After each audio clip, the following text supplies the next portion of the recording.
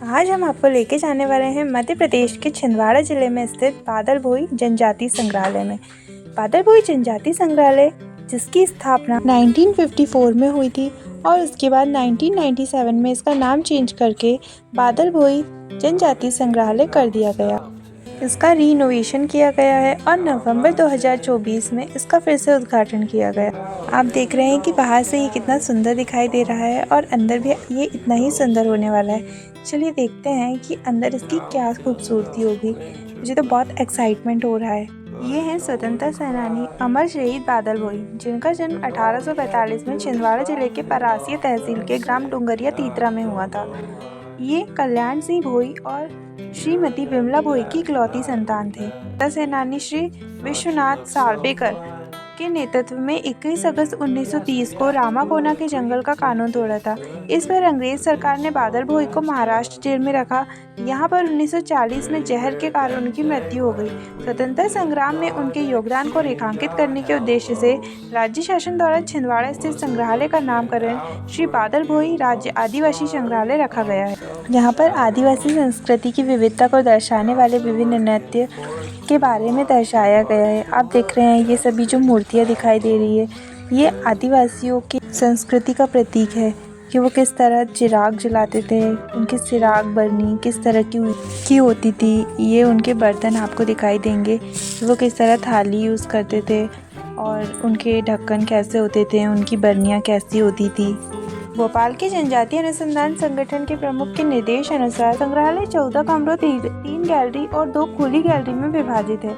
इसमें मध्य प्रदेश और छत्तीसगढ़ राज्य में रहने वाले लगभग 45 जनजातीय समूहों की संस्कृति को प्रदर्शित किया गया है। यह मध्य प्रदेश का सबसे पुराना और सबसे बड़ा जनजातीय संग्रहालय है। 1 सितंबर 2003 से प्रति व्यक्ति 2 रुपये का नाममात्र प्रवेश शुल्क लिया जा रहा था, जबकि इसके पहले निःशुल्क प्रवेश की अनुमति थी।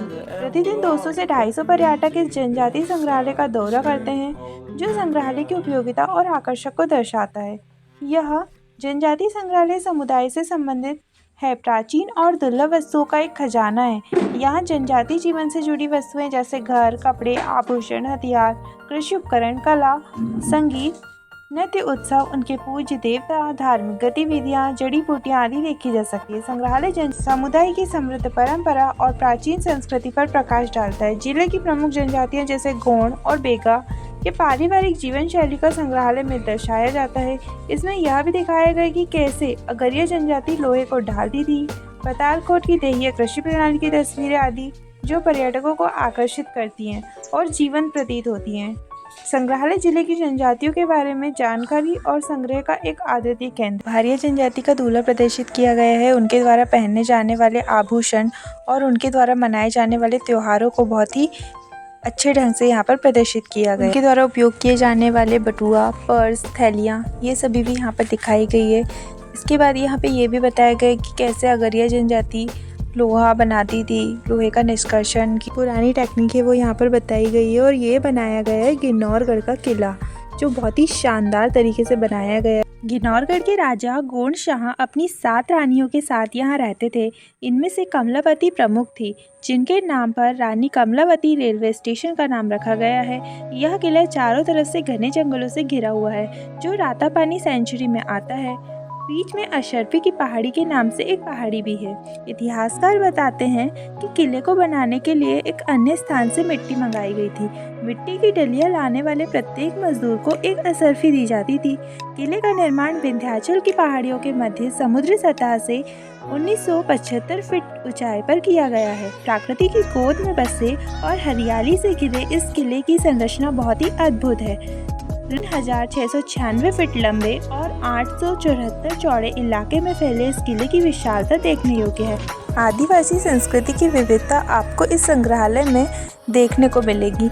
यहाँ पर विभिन्न प्रकार के जनजातीय उत्सव, मेले, त्योहारों का चित्रण बहुत ही सुंदर तरीके से किया गया है। और यहाँ पर आप देखेंगे कि ये मेघनाथ उत्सव मॉडल, जैरी उत्सव मॉडल और इसकी विभिन्न आदिवासियों के द्वारा कत्था उद्योग किस तरीके से कत्था बनाया जाता था, ये सभी बहुत ही सुंदर ढंग से प्रदर्शित किया गया है। उनके हथियार, महुआ से शराब निर्माण की प्रक्रिया और ये मछली पकड़ने के जाले, ये कोरगू की गाया, ये सभी यहाँ पे दिखाए गए। गोंड शासकों की वंशावली और उनका कालक्रम यहाँ पर प्रदर्शित किया गया है कि कौन सा गोंड राजा के समय था। गोंड राजा द्वारा लड़े गए युद्ध की युद्ध भूमि का चित्रण यहाँ पर बहुत ही खूबसूरत ढंग से किया गया है। सारा कुछ परिदृश्य यहाँ पर दिखाया गया है। पहले राजाओं महाराजाओं द्वारा युद्ध भूमि में जाना और उसके पहले जो वार्तालाप की जाती थी वही सब यहाँ पर दिखाया गया है। जंगल सत्याग्रह का भी बहुत अच्छी तरीके से चित्रण यहाँ पर किया गया है। आप देखेंगे कि इसके अलावा बहुत ही प्यारी लोक संस्कृति दर्शाई गई है।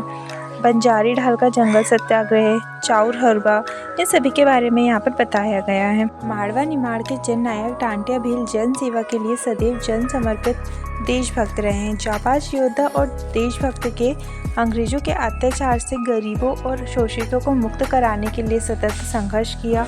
टांटिया को लोक देवता की तरह पूजा और माना जाता है। लोग यहाँ बहुत से जनजातीय वीरों को एक साथ दर्शाया गया है। जो सबसे लंबे दिखाई दे रहे हैं वो टांटिया भीली हैं और बहुत ही खूबसूरत बनाया गया है। इस म्यूज़ियम को आप यहाँ पर विज़िट कर सकते हैं।